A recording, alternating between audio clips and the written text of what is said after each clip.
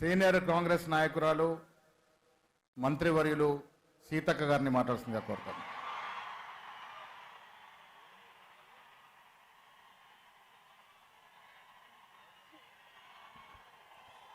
మండు టెండలను సైతం లెక్క చేయకుండా మన నాయకుడు త్యాగాల వారధి, త్యాగాల వారసత్వాన్ని మోస్తూ ఈ దేశం కోసం పాటుపడుతున్నటువంటి రాహుల్ గాంధీ గారు వస్తున్నటువంటి ఈ జనజాతరకు జైత్ర యాత్రలా కలిసి కదిలి వచ్చినటువంటి మా అక్కలకు, అన్నలకు, తమ్ములకు, పెద్దలకు పేరు పేరున పాదాభివందనాలు తెలియజేస్తా ఉన్నాను. ఆనాడు ఇదే తుక్కుగూడలో ఏర్పాటు చేయబడ్డటువంటి భారీ బహిరంగ సభకు అశేషంగా వచ్చి మరి 10 ఏళ్ల గడీల పాలనను పాతరేస్తామని శపథం చేసిన మీరు అనుకున్నట్టుగానే పాతరేసి ప్రజాపాలన తీసుకొచ్చినందుకు మీ అందరికీ శిరస్సు వంచి పాదాభివందనాలు తెలియజేస్తా ఉన్నాను. వేదిక మీద ఉన్నటువంటి పెద్దలకు, పత్రికా మీడియా సోదరులకు అందరికీ నమస్కారాలు. ఇవాళ బీజేపీ బీఆర్ఎస్ కూడబలుక్కొని గత 10 సంవత్సరాలు కాంగ్రెస్ పార్టీని అంతం చేయాలని కలలు అన్నారు. కానీ రాష్ట్రంలో ఉన్నటువంటి ప్రజలు వాళ్ళ యొక్క కలల్ని కల్లలు చేస్తూ ఇందిరమ్మ రాజ్యాన్ని తీసుకొచ్చిండ్రు. ఇవాళ నేను ఒక్కటే కోరుతా ఉన్నా, ఒక్కటే ఒక అప్పీల్. 34 సంవత్సరాలు కావస్తుంది ఇవాళ రాజీవ్ గాంధీ గారు చనిపోయి. ఆనాటి నుండి ఈనాటి వరకు ఆ కుటుంబం, ఇందిరమ్మ కుటుంబం, రాహుల్ గాంధీ గారి కుటుంబం దేశం కోసం నలుదిక్కుల తిరుగుతూ ప్రజల హక్కుల కోసం పాటుపడుతున్నారు, పోరాడుతున్నారు, ప్రజాస్వామిక హక్కులను కాపాడుతున్నారు తప్ప ఒక్క పదవి కూడా వారు ప్రధానులుగా గాని మంత్రులుగా గాని కాలేదు. దయచేసి ఇక్కడున్నటువంటి కార్యకర్తలు, నాయకులు అందరూ ఆలోచించండి. ఒక్క అవకాశం రాహుల్ గాంధీ గారిని ప్రధానమంత్రి చేయడం కోసం ప్రతి ఒక్క కార్యకర్త ఈ రాష్ట్రంలో ఉన్నటువంటి 17 ఎంపీ సీట్లను గెలిపించి ఆ కుటుంబంలో రాహుల్ గాంధీ గారిని ప్రధానమంత్రి చేయాల్సినటువంటి బాధ్యత మన మీద ఉందని నేను తెలియజేస్తా ఉన్నాను. ఇవాళ దేశంలో ఉన్నటువంటి ప్రజలకు ఇల్లు కావాలని కొట్లాడుతుంటే ఇవాళ బీజేపీ వాళ్ళు ఏం చూపిస్తున్నారు? మరి ఈడీ కేసులు పెడతారు. మరి వారు చెప్పినటువంటి 2 కోట్ల ఉద్యోగాలు ఇస్తాం సంవత్సరానికి అని చెప్పారు మోడీ గారు. ఆ లెక్కన 20 కోట్ల ఉద్యోగాలు రావాలి దేశంలో. ఉద్యోగాల గురించి అడిగితే అయోధ్యను చూపెడుతున్నారు, అయోధ్యలో ఉన్న రాముని చూపెడుతున్నారు. 10 ఏళ్ల అభివృద్ధి ఏదయ్యా అని మోడీ గారిని అడిగితే ఢిల్లీ నుంచి అభివృద్ధికి నిధులు ఇవ్వడం లేదు కానీ అక్షింతలు మాత్రం పంపిస్తున్నారు. అక్షింతలు ఇంటింటికి వచ్చినాయి కానీ మీరు గల్లీలలో పోయి అడగండి, బీజేపీ వాళ్ళు మీకు ఇల్లు ఇచ్చిర్రా, ఉద్యోగం ఇచ్చిర్రా? మరి ఇంకా జన్ ధన్ ఖాతాలు ధన్ తెరవండి అన్నాడు, 15 లక్షలు ఇచ్చిండా? మరి ఏం చేసిండంటే 10 సంవత్సరాలలో మరి మోడీ గారి పాలన గురించి చెప్తే రాస్తే రామాయణం అంత అవుతుంది, చెప్తే భారతం అంత అయితే తప్ప వికసిత్ భారత్ అంట. వికసిత్ ఎక్కడుందయో మీరు చేసిన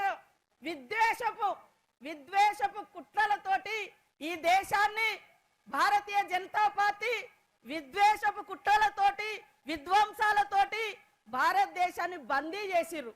కానీ మొన్న రాహుల్ గాంధీ గారు పేదల పెన్నిది, ప్రేమల సన్నిధి, త్యాగాల వారధి రాహుల్ గాంధీ గారు కన్యాకుమారి నుంచి కాశ్మీర్ దాకా పాదయాత్ర చేసినటువంటి మహానాయకుడు. కాబట్టి నేను ఒక్కటే అడుగుతున్నా, ఒక్కటే విజ్ఞప్తి చేస్తున్నా మీకు అందరికీ, ఒక్క అవకాశం. ఇక్కడ కూర్చున్న వాళ్ళకి ఎంతో మందికి అవకాశాలు రావడానికి కారణం ఇందిరమ్మ కుటుంబం. మీరు కూడా సర్పంచులుగా, ఎంపీటీసీలుగా, జడ్పీటీసీలుగా అయినరు. రేపు ఢిల్లీ ఎన్నికల తర్వాత జరిగేది మీ ఎన్నికలు, గల్లీ ఎన్నికలు.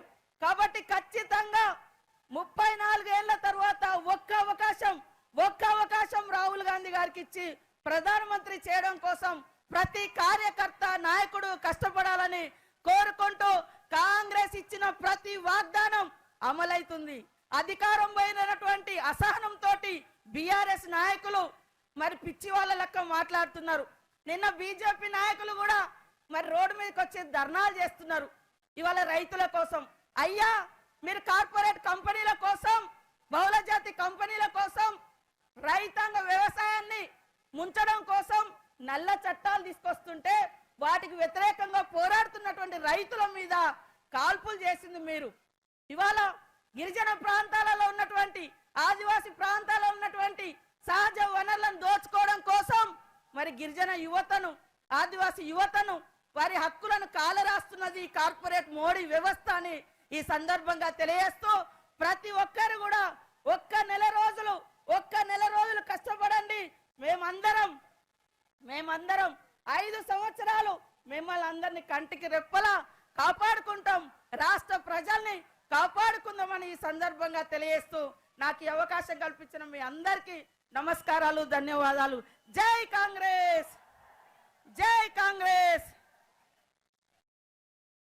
రాష్ట్ర మంత్రి మన ప్రియతమ నాయకులు రాహుల్ గాంధీ గారు, ప్రియాంక గాంధీ గారు వస్తున్న శుభ సందర్భంలో మన ముఖ్యమంత్రి రేవంత్ రెడ్డి గారి నాయకత్వంలో ఏర్పాటు చేసినటువంటి ఈ సభకు వచ్చి వివిధ హోదాల్లో ఆసీనులైనటువంటి వేదిక మీద ఉన్నటువంటి పెద్దలకు, మరి తెలంగాణ నలుమూలల నుంచి విచ్చేసినటువంటి నాయకులకు, కార్యకర్తలకు, పత్రికా సోదరులందరికీ కూడా నా హృదయపూర్వక నమస్కారం. మన తెలంగాణ మేనిఫెస్టో ఈ ప్రాంతం నుంచి ప్రవేశపెట్టి మరి మీ అందరి ఆశీస్సులతో 6 గ్యారంటీల మీద నమ్మకంతో, టిఆర్ఎస్ ప్రభుత్వం మీద ఉన్నటువంటి అపనమ్మకంతో కాంగ్రెస్ పార్టీని అధికారంలోకి తీసుకొచ్చిన విషయాన్ని ఈ సందర్భంగా గుర్తు చేస్తా ఉన్నాను. 9.5 సంవత్సరాల అహంకార పాలనకు చరమగీతం పాడి ఇందిరమ్మ పాలన తెచ్చుకున్న ఘనత ఈ తెలంగాణ రాష్ట్ర ప్రజలది అని చెప్తా ఉన్నాను.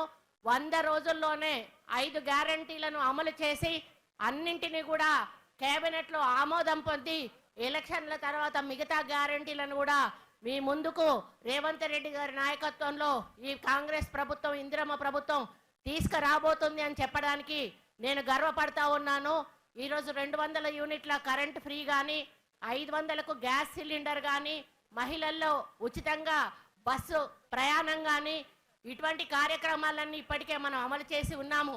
మరి ఈ విధంగా అమలు చేసిన సందర్భంలో ప్రజల్లో కాంగ్రెస్ పార్టీ మీద ఉన్నటువంటి ప్రేమతోటి ఈరోజు టీఆర్ఎస్లోంచి కానీ, బీజేపీలోంచి కానీ పెద్ద ఎత్తున నాయకులు వచ్చి కాంగ్రెస్ పార్టీలో చేరుతున్న సందర్భంలో మరొక పక్క కేసీఆర్కి, ఒక పక్క కేటీఆర్కి అటు అధికారం పోయింది అనేటువంటి ఫ్రస్ట్రేషన్లో ఒక పక్క ఉంటే, ఈరోజు బీఆర్ఎస్ పార్టీ పూర్తిగా ఖాళీ అయిపోతున్నటువంటి ఫ్రస్ట్రేషన్ ఇంకొక పక్క ఉంది. మరి చాలా రోజుల తర్వాత, అంటే నాకు కేటీఆర్ నోటీస్ ఇచ్చిన విషయం కూడా మీకు తెలుసు. నేను ఏమీ మాట్లాడలేదు ఆయన గురించి. అయ్యా న్యూస్ ఇట్లా వస్తూ ఉన్నాయి, నువ్వు ఇట్లా చేసినావు, మరి హీరోయిన్లను బ్లాక్మెయిల్ చేసినావు అనేటువంటి ఒక మాట చెప్పినందుకు మరి నాకు నోటీస్ పంపిండు కేటీఆర్.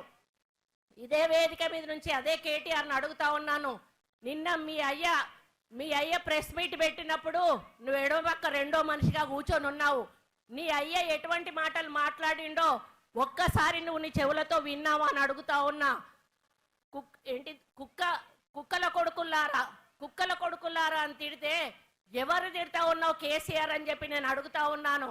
తెలంగాణ మహిళలను తిడుతున్నావా? కొడుకులు అంటే, కుక్కల కొడుకులు అంటే ఆడవాళ్ళందరినీ కూడా కుక్కలు అని తిడుతున్నావా అని చెప్పి ఈ సందర్భంగా నేను అడుగుతా ఉన్నాను.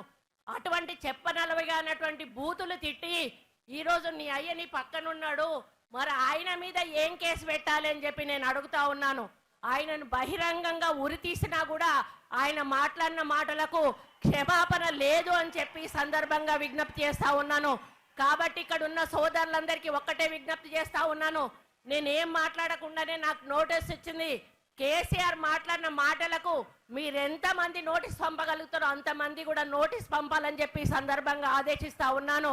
కాబట్టి ఇప్పటికైనా కూడా టీఆర్ఎస్ నాయకులకు ఒక్కటే చెప్తా ఉన్నాను, హెచ్చరిస్తా ఉన్నాను, మీరు తిడితే పడడానికి మేము ఇక్కడ లేము. మేము ప్రజల విశ్వాసంతో అధికారంలోకి వచ్చి ఇక్కడ కూర్చున్నాము. మీరు అధికారంలో అనుభవించి పైసలు దండుకొని ఈరోజు ప్రజల నమ్మకం పొడగొట్టుకొని ఈరోజు ప్రతిపక్షంలో కూర్చున్నారు. మేము అధికారంలో కూర్చొని ప్రజా సంక్షేమం కోసం పనిచేస్తా ఉన్నాము.